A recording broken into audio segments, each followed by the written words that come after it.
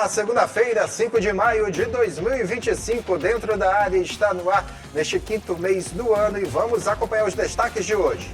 Maranhão vence e assume liderança do Grupo A2 do Campeonato Brasileiro Série D. Vamos falar também sobre a semifinal do Campeonato Maranhense. Quem será que vai avançar? E vamos mostrar o trabalho de inclusão do instituto que leva o nome de uma grande atleta do handebol do Maranhão. Tudo isso a partir de agora no Dentro da Área que já está no ar.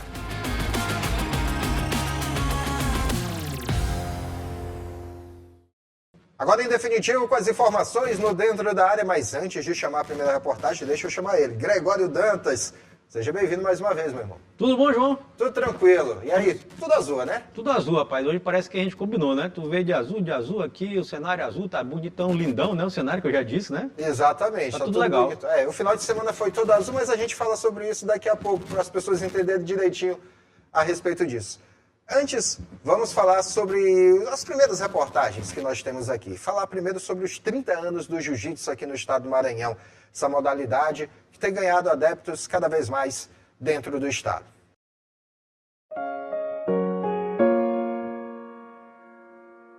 Jiu-jitsu não é para todo mundo, amigos. Muitos entram no tatame, poucos ficam no tatame. Agora tem um porém. Quem se apaixona por jiu-jitsu não abre. E foi por se apaixonar por essa modalidade que James Adler se aprimorou até se tornar referência. Já são 30 anos desde que o mestre fundou em São Luís a primeira academia dedicada às artes marciais. 3 décadas que também marcam a trajetória da chegada do jiu-jitsu ao Maranhão.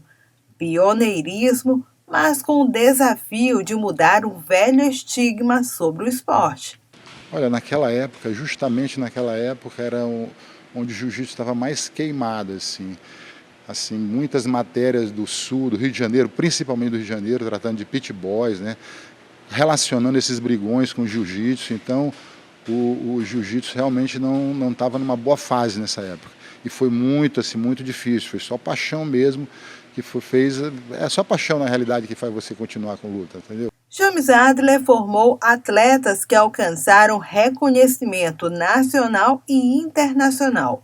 Foi responsável por criar a primeira federação do esporte do estado, mas não esteve sozinho. Contou com o apoio de outro nome importante da modalidade, Paulo Barra, parceria fundamental para o crescimento do jiu-jitsu na região. O James logo me recebeu de braços abertos, me dando a primeira oportunidade de iniciar um trabalho no jiu-jitsu. Por isso aqui estou muito agradecido por isso. Ele se empenhou muito no esporte, como vem se empenhando sempre, tá? Realizou vários campeonatos, fundou a primeira federação de jiu-jitsu do estado do Maranhão. Hoje o jiu-jitsu deve muito ao James. Sempre falo que a dojo é minha casa e os valores que eu aprendi aí, desenvolvi, vou levar para o resto da minha vida. E é uma honra ter sido graduada pela dojo James Adler. Obrigada ao mestre Davi Nogueira que me introduziu a essa família maravilhosa. Parabéns, mestre James, 30 anos. Saudade de estar aí na dojo, eu tô aqui do outro lado do mundo, meu coração tá aí. E o que dizer de um dos momentos mais emblemáticos da luta maranhense? Na década de 90, o embate histórico do mestre James Adler e outra lenda, nada mais, nada menos que o Rei Zulu. Ele, que era um ícone da luta no Brasil, saiu derrotado. Adler, que era fã de Zulu, venceu no primeiro round, em uma luta que durou menos de 2 minutos.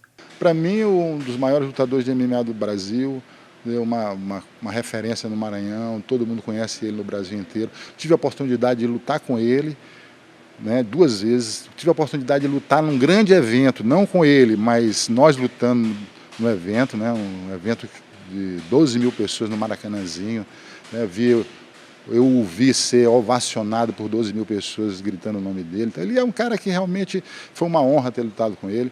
Foi um marco na minha carreira de de lutador de vale tudo na época, né? Porque foi a partir daquela época que eu realmente comecei a ser conhecido, começaram a me chamar para os eventos e para as lutas, isso aí foi muito, muito importante. E com essa trajetória, não há dúvidas de que o James Adler logo viraria uma lenda. O Ike, que é o filho caçula, se espelhou nessa história. Praticamente nasceu em meio ao processo da fundação da escola aqui no Maranhão. Não deu outra. O contato com o esporte logo se transformou em paixão. Eu tenho mais irmãos que não quiseram seguir muito essa vida e ele deixou essa opção, né? Contando que fizesse um esporte, né? Porque o esporte, ele acredita ser uma ferramenta educacional valiosíssima, né? Então, eu fui o único que segui esse caminho da luta, né? E isso me ajudou muito, né? Levei para a vida. Ter crescido aqui me forjou como o homem que eu sou hoje, né? Eu pude absorver os princípios, os valores, né? A filosofia, né, em volta da arte marcial, né, desde pequeno. Então isso sai do tatame, né, e externaliza para a rua, né, para a vida normal, né, cotidiana. Lutas, elas são muito difíceis, elas geram muito dor, incômodo, cansaço, superação. Essas são coisas que realmente que incomodam as pessoas. Então muitas pessoas vêm para a luta, mas poucas pessoas ficam na luta. Realmente eu te falei que algum tempo atrás eu fiz um levantamento nesses, acho que 20 e poucos anos, não sei se eram 25 anos, eu fiz, eram 3.000 e poucas pessoas, mas que realmente continuaram. É um grupo pequeno, não é fácil, luta não é fácil. 30 anos do jiu-jitsu aqui no estado do Maranhão, já te arriscou a praticar, Gregório? Já. Fiz algumas aulas de jiu-jitsu já, ainda na época de colégio ainda. Sim. Época de colégio ali no ensino médio, segundo ano, terceiro ano do ensino médio, eu tive alguma experiência nos tatames, né? Agora me espantou uma coisa, 30 anos só de jiu-jitsu no Maranhão. Pois é, eu acho que eu já devia ter mais, né? Porque que eu sei da família da James Adler lá atrás, né? Isso aí não foi antes da década de 90, ali começo da década de 90 e tal. Pois é, quando e depois ele já teve as academias, algumas figuras justamente aplicando golpes do jiu-jitsu. Exato. E depois veio a família Gracie, né, com as academias Gracie Barra, que se espalharam, né, pelo Brasil, pelo mundo, na verdade, né? Dominam. Dominam o mundo. Então, assim, João, eu acho que o jiu-jitsu, para quem não praticou, eu sempre digo, pratique, é uma arte marcial completa, arte leve, né, como a gente diz, né? Sim. Porque ela consegue fazer com que você tenha uma preparação física muito boa, porque é extremamente cansativo, e também, claro, a defesa pessoal, né? Então, muito, muito importante, muito legal, e parabéns, né, a todo mundo que pratica o jiu-jitsu, tomara que tenha mais adeptos no Maranhão. Agora vamos mudar de assunto, falar sobre handebol, porque uma das grandes atletas do país, que é maranhense, é daqui de São Luís, já há alguns anos, tem capitaneado os trabalhos do instituto que leva o nome dela e que não pensa simplesmente em formar novos atletas, mas principal é dar uma possibilidade de vida a crianças e adolescentes na área do bairro de Fátima e adjacências. Acompanhe a reportagem. Para quem vê essas imagens, são apenas crianças e adolescentes brincando de bola. Mas para cada uma nessa quadra, a bola é uma oportunidade de cidadania que nasceu de uma inquietação da Silvia Helena. O projeto, ele nasceu da minha vontade de contribuir com o esporte, assim como o esporte contribui, né, e contribuiu com a minha vida, com a minha carreira. Quando eu voltei para o Brasil, para o Maranhão, eu decidi fundar o Instituto Silvia e contribuir com o esporte, né, promovendo o esporte, oportunidades, o acesso a oportunidades aqui dentro da comunidade, no bairro de Fátima. Silvia Helena nasceu em São Luís, mas ganhou o mundo. Dona de 8 campeonatos mundiais, entre outros títulos conquistados por clubes europeus, a ex-atleta profissional hoje se dedica a formar novos campeões, dentro e fora das quadras. O Instituto Silvia de Handebol já atendeu mais de 500 crianças e adolescentes em situação de vulnerabilidade, usando o esporte como ferramenta de incentivo e estímulo social. Olha, eu acho que ele contribui muito com o desenvolvimento físico, mental das crianças, com o bem-estar. Com certeza eles têm benefício dentro das suas próprias casas, até mesmo dentro da escola, porque ajuda muito, né? A criança que pratica esporte, ela cria responsabilidades, disciplinas, então acho que o benefício é imenso. Alana é atendida pelo projeto. 6 dos 10 anos dela foram vividos aqui, aprendendo muito. Alana, tu chegou a XA aqui com quantos anos? Eu cheguei com 4 anos. Nesse período que tu está aqui, já aprendeu bastante de handebol? Aprendi muita coisa e sou muito feliz aqui. Wesley é um dos mais velhos da turma, tem 18 anos e está no projeto há 1 ano. Hoje, o handebol é a paixão dele. Cheguei aqui no projeto cerca de ano passado, junto com o pessoal, meus amigos, eu não chegava muito a conhecer o handebol. Aí com eles eu consegui priorizar um pouco mais sobre o handebol e eles me trouxeram uma vez aqui, eu trouxe meu irmão, que não pôde vir hoje porque ele estava doente, mas já faz cerca de 1 ano. Luiz tem 16 anos e é autista. Com o projeto, ele tem interagido mais e desenvolvido sua socialização. Ajudou muito a me praticar das habilidades. E assim o tempo foi passando e foi me ajudando muito aqui. Principalmente assim, o handebol ajuda muitas pessoas. O projeto já revelou atletas que foram brilhar em outros lugares, mas independentemente de quem foi e de quem ficou, todos são campeões na vida. Hoje a gente viu o Samuel, né, que iniciou aqui e estava no Piauí, está disputando o Brasileiro de Clubes, defendendo a equipe do BGH, ganhou de melhor atleta hoje. Eu fiquei bem feliz de ver porque ele iniciou aqui nessa quadra e está lá com o BG representando o Maranhão. Então fiquei muito feliz e também que o nosso projeto, ele não é um projeto só que visa o esporte, mas é para a vida também. Pois bem, o trabalho da Silvia Helena, né, que defendeu a seleção brasileira, jogou em clubes da Europa e hoje em dia, né, já tem aproximadamente cerca de 10 anos que ela está de volta ao Brasil, aqui em São Luís, e vem tocando, né, junto com o Diego, o Instituto Silvia de Handebol, que mais do que formar atletas é formar cidadãos. É verdade. E olha que a Silvia Helena foi uma grande atleta do handebol não maranhense, nacional, viu? Silvia Helena defendeu a seleção brasileira por muito tempo. É sempre bom destacar como o Maranhão tem grandes destaques, né, no handebol, tanto no masculino quanto no feminino. Temos aí a Ana Paula, que infelizmente não jogou a última Olimpíada, né? Exatamente. Um pequeno boicote, vamos dizer assim, né? Dizendo, não, ela tá machucada. Tava não. Dava para ter ido para a Olimpíada. Dava para ter ido para a Olimpíada, não foi, né? Temos a Ana Paula, temos a Silvia Helena, temos no masculino China, mais atrás até o Tião, né, rapaz? Que dá nome, foi inclusive... um dos precursores, né? Isso, dá nome, inclusive, ao ginásio ali do Parque do Bom Menino, né? Que é o ginásio Tião. Então, o Maranhão sempre grande destaque dentro do handebol, né, nacional. E, João, o trabalho da Silvia Helena é um trabalho muito legal, um trabalho muito bem feito. Teve até um tempo de uma parceria com a FUNAC também, né? Sim. Que ela ajudava nessa parceria, levando esporte, né, para dentro da instituição. E o instituto dela é um instituto que está de parabéns. Silvia Helena também teve um período que ela tentou uma aproximação com o handebol do moto. Você lembra disso? Lembro, tentou fazer com que o moto, né, levantasse o handebol do moto, tanto no masculino quanto no feminino. Mas o que importa é que o trabalho dela é bem realizado. Ela está de parabéns pela conduta, pelo trabalho realizado pelo seu instituto.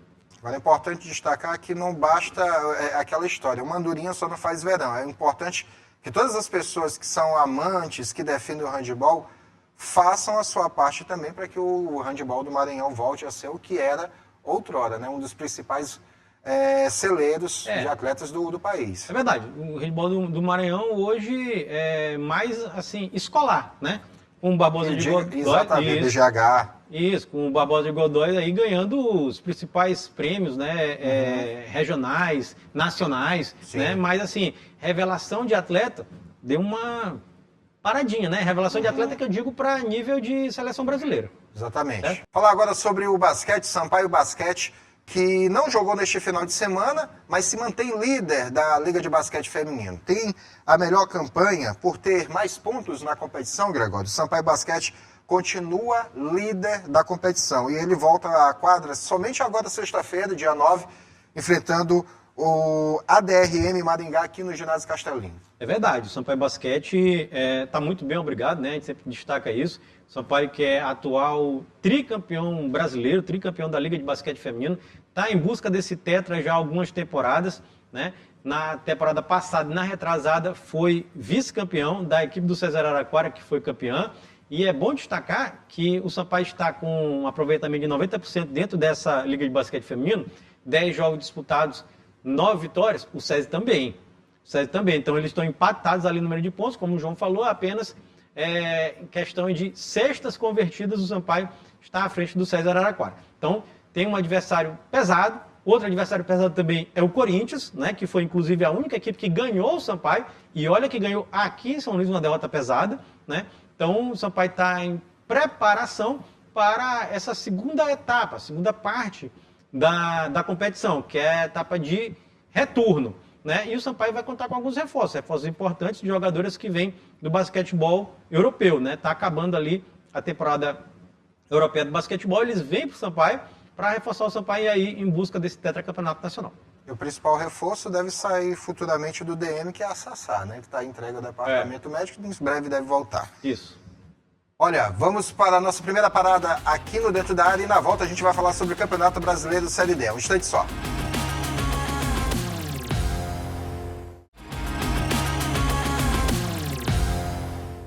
De volta com o Dentro da Área, agora destacando o Campeonato Brasileiro da Série D. No último sábado, o Maranhão Atlético Clube bateu o Imperatriz aqui em São Luís. A terceira rodada do Campeonato Brasileiro Série D foi aberta com um jogo entre gigantes do Maranhão. O MAC recebeu o Imperatriz, líder do grupo A2. Aos 10 minutos de jogo, o Imperatriz quase dava um passo para continuar na liderança. A defesa do MAC se atrapalha e quase marca gol contra. Aos 15 minutos, o Cavalo até chega a abrir o placar, mas o gol foi anulado após a marcação de falta de ataque. O Maranhão respondeu com efetividade. Aos 22 minutos, o time chegou em velocidade. Clecione teve o chute bloqueado, mas a bola chega limpa para Miqueias fazer 1-0 para o MAC. O quadricolor podia ter ampliado nessa jogada de Bedeu, mas o chute saiu fraco. O segundo gol ficou para o segundo tempo. Logo aos 3 minutos, Jorge avançou, chamou a marcação para cima dele e deixou Miqueias livre para ampliar. O Imperatriz tentou criar, mas o sistema defensivo do MAC não deixou brechas. Aos 30 minutos, o Maranhão sacramentou a vitória. A jogada começa com Capote, passa por Romarinho, Jorge, Romarinho de novo e termina com Capote marcando o terceiro gol. Fim de jogo, Maranhão 3, Imperatriz 0. Após a partida, os principais destaques da partida, pelo lado do Maranhão Atlético Clube, falaram com a TV Assembleia. Primeiramente, agradecer a Deus pelo gol, dizer que estou muito feliz pela partida, trabalhar, que quarta-feira tem mais, o próximo jogo da semifinal. E a gente vem trabalhando muito, graças a Deus a gente está desfrutando do trabalho dentro de campo, trabalhar mais que a gente já não ganhou nada. Massinho Guerreiro, todo mundo sabe a gestão de grupo que ele tem, né? Infelizmente a outra comissão não deu certo, nos métodos, não sei, de treino, alguma coisa não encaixou. Acho que o Massinho chegou na hora certa, me deu muita confiança, não só para mim, mas para todo o grupo. Você pode ver que o grupo está mais leve, todo mundo está jogando o futebol que sempre jogou. E eu tô trabalhando, cara, sempre trabalhei, nunca parei de trabalhar, independente da condição de titular, de reserva. Acho que, como ele falou no vestiário, hoje é um grupo, o Maranhão é um grupo, não tem quem é reserva, quem é titular. Lógico que eu fico feliz de estar jogando 90 minutos, primeira vez que eu jogo esse ano, acho que 90 minutos, fico agradecido. E é isso, cara, acho que a torcida do Maranhão dá muito apoio para os jogadores e a gente está lutando para buscar nosso objetivo na temporada. Olha, primeiramente a gente conhece esse grupo, conhece bastante jogadores, 70% deles. Acho que faltava um pouco de foco, de incentivo, até porque qualidade eles têm muito, né? E graças a Deus a gente chegou, conseguiu conversar, conseguiu dar a moral devida para cada atleta, né? A gente sabe da qualidade de cada um deles, né? Trouxemos alguns atletas principalmente para essa situação da Série D. Nosso grupo é um grupo muito reduzido e agora ter tranquilidade de descansar esses atletas para na quarta-feira a gente fazer um grande jogo. Maranhão Atlético Clube simplesmente atropelou. E agora eu digo por que tá tudo azul, né? O Maranhão Atlético... Por causa do boy. Vem de 3 goleadas seguidas o Maranhão Atlético. Goleou o Sampaio, goleou o IAP e agora goleou a Imperatriz. É verdade. O Maranhão tá com tudo não dá prosa, né? Como dizia antigamente, né? É o seguinte, gente. O Maranhão atropelou a Imperatriz e olha que a Imperatriz até o começo da rodada era o líder do campeonato. Sim. Era o líder do grupo A2 da Série D do Campeonato Brasileiro e o Maranhão não tomou conhecimento. É bom destacar que foram equipes, entre aspas, mistas, vamos dizer assim, né, João? Porque os dois estavam poupando justamente para as semifinais do Campeonato Maranhense, que acontece agora no meio de semana, na quarta-feira, dia 7, e mesmo assim o Maranhão não tomou conhecimento do Imperatriz, fez 3-0, tranquilo, podia ter sido mais, né? E garantiu de quebra a liderança do Grupo A2 da Série D. E, aliás, é um grupo extremamente equilibrado, é bom destacar isso também. Depois dos jogos realizados no domingo, o Maranhão continua invicto, tem 5 pontos na competição, está invicto na competição, mas uma coisa que chama a atenção, João, na tabela de classificação. O Maranhão tem 5 pontos e o último colocado, o Parnaíba, tem 1. A diferença é de apenas 4 pontos do primeiro para o oitavo. Né? É bom lembrar que classificam 4. E isso é uma coisa a se levantar, porque em outros grupos da própria Série D, tem time que tem 9 pontos e o Lanterna tem nenhum. Ou seja, mostra o equilíbrio que está nesse grupo que está envolvendo os times maranhenses. E aproveitando que tu falou nesse equilíbrio, né, a gente teve também nessa rodada Tocantinópolis e Sampaio. A partida terminou em 0-0. Sampaio, mais uma vez, não conseguiu demonstrar o futebol que a torcida esperava e voltou com 1 ponto lá do Tocantins. Voltou com 1 ponto, né? O Sampaio Corrêa tem uma vitória, um empate e uma derrota, né? Tem 4 pontos na Série D do Campeonato Brasileiro. Se a gente avaliar que você joga fora de casa contra o Tocantinópolis, um empate é um bom resultado, até que é. Né? A gente pode ver o copo meio cheio, né? Vamos dizer assim, veio meio cheio. Agora o Tocantinópolis é interessante, João, que ele tem 3 pontos no campeonato, ele empatou todos os jogos.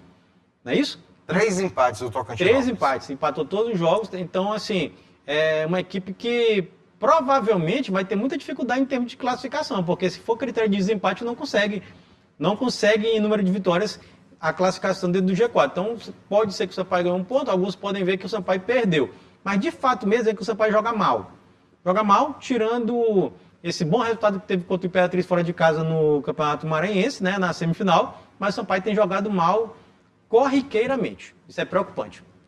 Vamos aos próximos jogos da rodada do Campeonato Brasileiro Série D, do Grupo A2. Agora, na tela aparecendo, quarta rodada, na realidade, acontece no próximo sábado, dia 10, às 4 horas da tarde. O Maranhão recebe no estádio Castelão o Tocantinópolis, que empatou justamente com o Sampaio.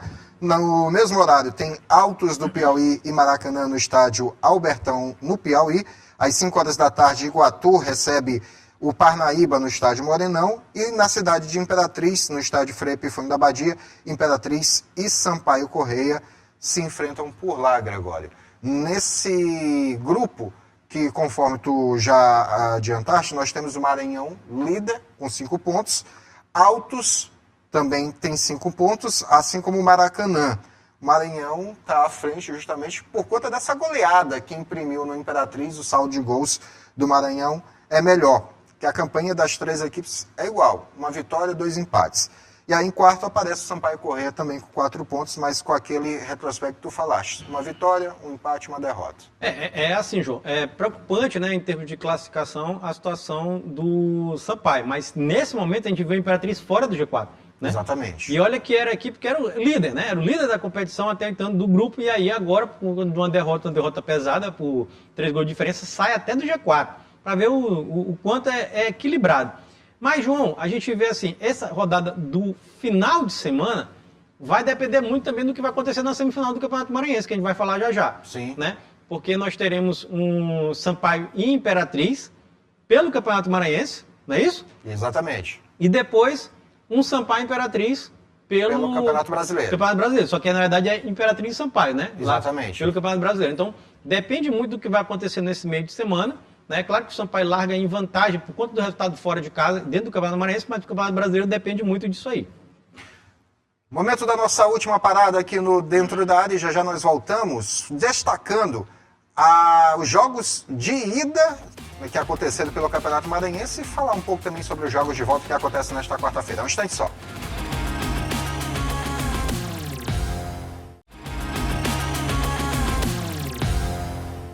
De volta com Dentro da Área, na programação da TV Assembleia, agora destacando o Campeonato Maranhense. Na última quarta-feira, tivemos os jogos de ida das semifinais. E como a gente falou no bloco anterior, o Maranhão Atlético Clube atropelou o IAP no jogo de ida, 4-0.